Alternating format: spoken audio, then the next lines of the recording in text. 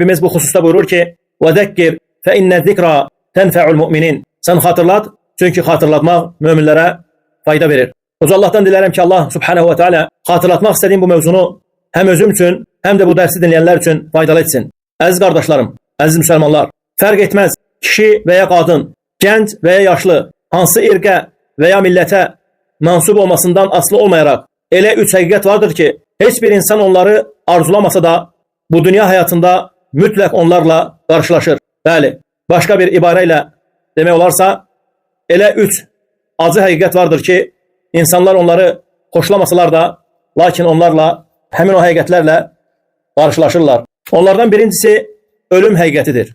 Ölüm həqiqəti. Hansı ki ondan qaçmağa heç kəsin gücü çatmır. Subhanallah. Düzdür, bu həqiqəti insanlar eşitmək istəmirlər. İnsanlar istəmirlər ki onlara ölümdən danışılsın. Ölümdən xatırlansın.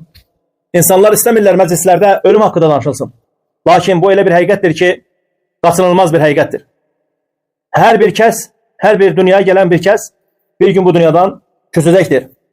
Allah Subhanahu ve Teala Kur'an-ı Kerim'de buyurur ki Kullu nefsin zâikatul mevt. Her bir kes ölümü tadacaktır. Bu Allah'ın vaadidir. Ve dedi ki ölümden kaçmak mümkün değil. Ölümden kaçmak mümkün değil. Allah-u Teala kime ne kadar yazıbsa, kimin ecel ne kadardirsə, o ecel vakti gelip çattıqda artık dünyasını değişecektir. Allah Subhanahu ve Teala buyurur ki Eynemâ tekûnû yudrikkumul mevt velev kuntum fî burucin muşeyyede. Harada olursa olun, ölüm sizi haklayacaktır, yakalayacaktır. Hatta yüksek kalaların içerisinde olsanız bile. Başka bir ayette Allah Subhanahu ve Teala buyurur ki قُلْ اِنَّ الْمَوْتَ الَّذ۪ي تَفِرُّونَ مِنْهُ فَاِنَّهُ مُلَاقِيكُمْ ثُمَّ تُرَدُّونَ اِلَى عَالِمِ الْغَيْبِ وَالشَّهَادَةِ فَيُنَبِّئُكُمْ بِمَا كُنْتُمْ تَعْمَلُونَ De ey Muhammed sallallahu aleyhi ve sellem. De, hakikaten kaçtığınız ölüm sizi mutlak yakalayacaktır. Sonra siz geybi de aşkarı da bilen Allah'a kaytarılacaksınız. Ve o da size ettiklerinizi haber verecektir. Subhanallah.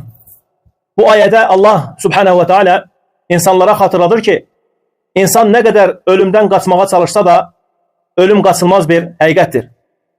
İnsan dünyada vazifesinden, malından, gücünden ve imkanlarından aslı olmayarak sonunda Allah'a kaytarılacak.